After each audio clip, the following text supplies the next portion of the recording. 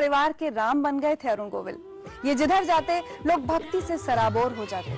कभी जो सबके लिए भगवान राम के प्रतीक थे वो अरुण गोविल आज हमारे साथ हैं, हमारे बीच हैं। बहुत बहुत स्वागत है आपका जिंदगी लाइव में। अरुण, भारत में जब भी टेलीविजन के इतिहास की बात होगी तो रामायण के और राम के दौर की बात जरूर होगी।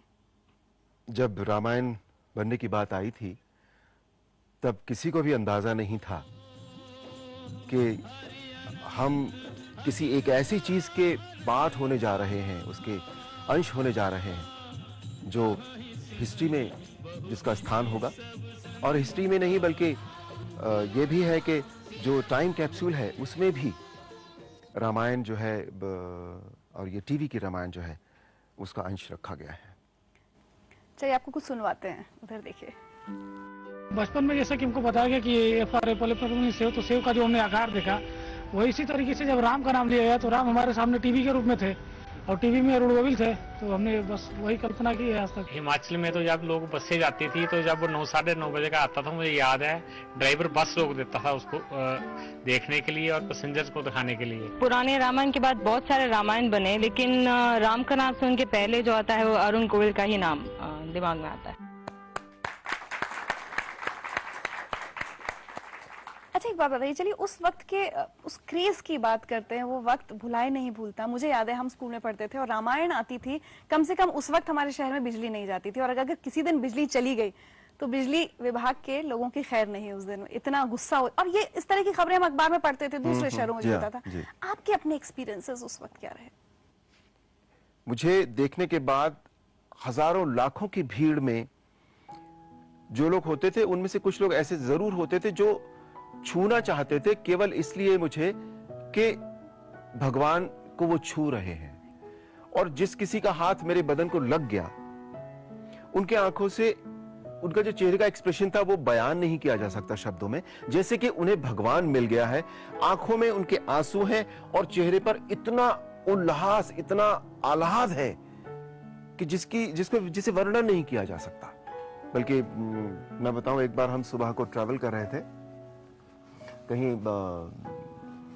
यूपी के इंटीरियर में, कहीं ईस्टर्न यूपी में हम लोग थे कहीं, और सुबह 9 साढ़े 9 बजे थे जब तो पता लगा कि अब तो रामायण कहीं आने वाली होगी। तो हमने एक गांव देखा, उस गांव में एक टीवी हमें नजर आ रहा था, ऊपर एंटेना नजर आ रहा था। हमने वहां अपनी गाड़ी रोक दी। गाड़ी रोककर हम उस गली में, कच्ची गली में उतर गए गांव की। तो पहले ही घर में वो टीवी लगा था। तो वहां अकेला एक बंदा बैठकर टीवी देख रहा था, एक लड़का। तो हम चुप कर, 2-3 लोग थे, हम जाकर उसके पीछे आराम से बैठ गए और हमने कहा हम भी रामायण देख लेते, टीवी देख लेते।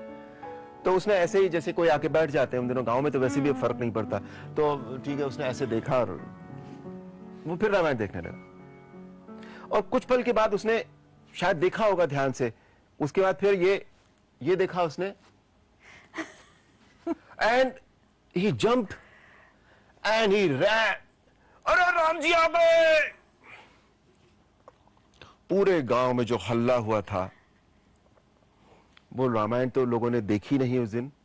राम जी उनके हाथ में आ गए थे, पर इतना आदर, इतनी श्रद्धा, इतना स्नेह उन दिनों मिलता था।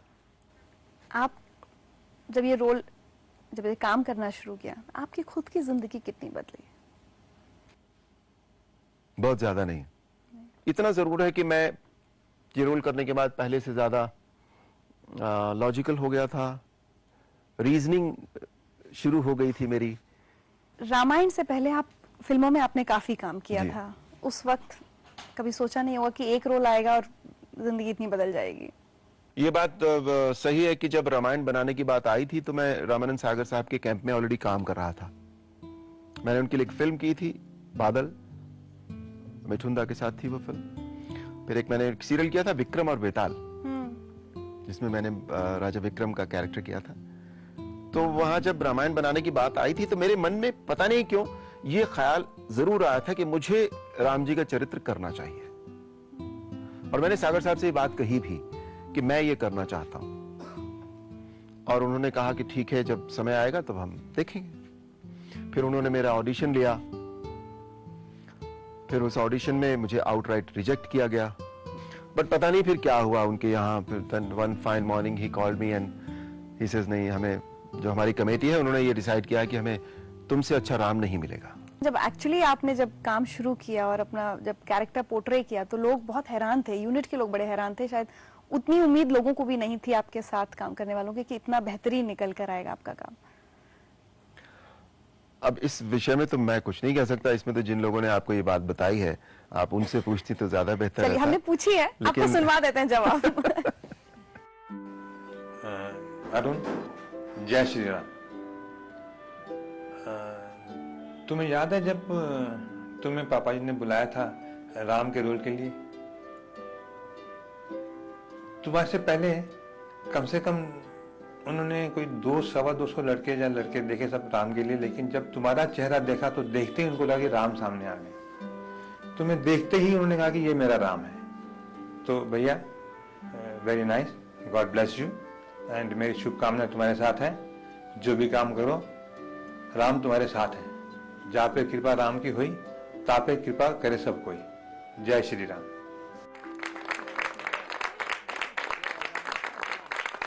चलिए, तो ये तो बात हो गई कि जब आपको देखते ही लोगों के मुंह से निकलता है राम। अब हम अरुण गोविल की बात करना चाहते हैं, उनकी जिंदगी के बारे में जानना चाहते हैं, उनकी फैमिली के बारे में। एक बीवी है, एक बेटा है जो बड़ा है अभी, ही इज 28 years नाउ। एक मेरी बिटिया है, शी इज 20। आपको कुछ सुनवाते हैं। हाय बाबा, आश्चर्य हुआ ना मुझे देख के। आज मुझे मौका मिला है तुम्हारे बारे में कुछ बताने का। तुमको याद है जब हम लोग पूना जा रहे थे तो तुम कुछ बात ही नहीं करते थे, तो मैंने तुमसे पूछा कि भाई तुम बात नहीं करते, क्या तुमने मेरे से जबरदस्ती शादी की है?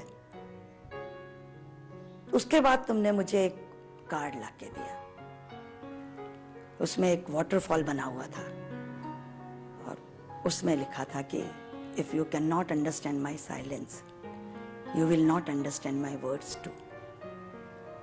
और उसमें मुझे तुम्हारी सारी भावनाएं समझ में आ गई, and I understand your silence very well. लेकिन इन सब के साथ आज एक ऐसी बात याद आ रही है जो अपनी जिंदगी का बहुत बड़ा टर्निंग पॉइंट रहा। वो गाना अगर तुम्हें याद है तो आज इन सबको सुना दो। It's my request.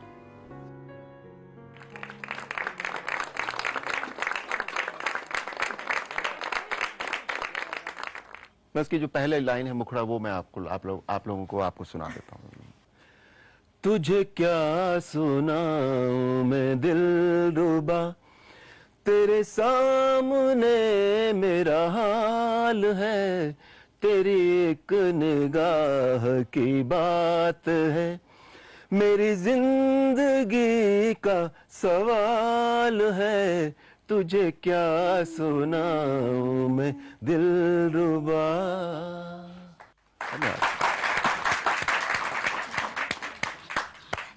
Oh my God!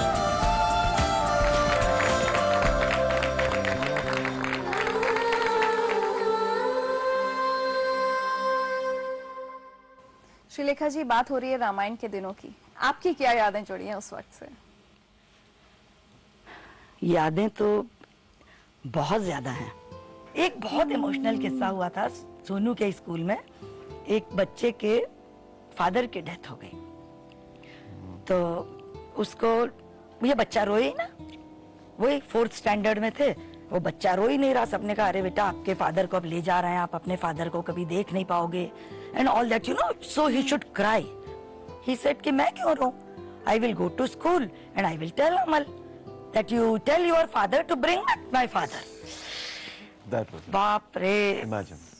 ऐसे बच्चों का तक ये इंप्रेशन था कि his father can bring back my father. He is a god. ये इंप्रेशन फिनोमिना कहें इसको, जो भी कहें, ये मुझे लगता है ये रिपीट नहीं हो सकता, ये दोहराया नहीं जा सकता जो उस वक्त क्रिएट हो गया था लोगों में। भविष्य के बारे में कुछ कहा तो नहीं जा सकता, लेकिन जो ट्रैक रिकॉर्ड है इसका, उसके हिसाब से ये माना जरूर जा सकता है। दूसरे कलाकारों के साथ छोटे भाइयों का आप जो रोल निभा रहे थे आपके साथ? रामायण में बेसिकली जो हमारे यहाँ एटमॉस्फेयर था वो बहुत ही अच्छा था, बहुत ही कॉर्डियल था सबके साथ में। आज आपसे कोई मिलने आया है।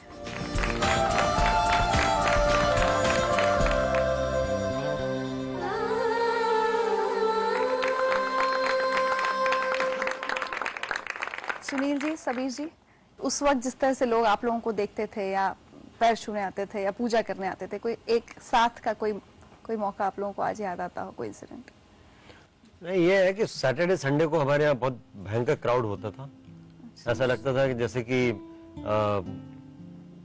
हम लोग जू में एनिमल हैं और हजारों की भीड़ देखने आती है लोगों को।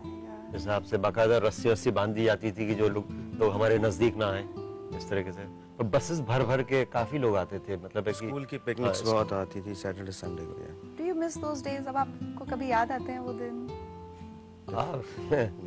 मिस तो नहीं कह सकते, पर हाँ, we do remember those days definitely, and I don't think कि those days can come again at all.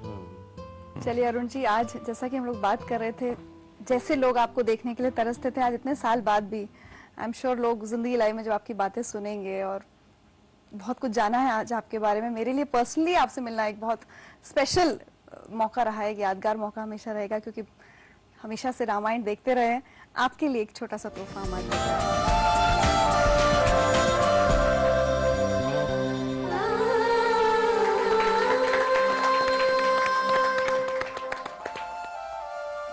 याद है वो दिन?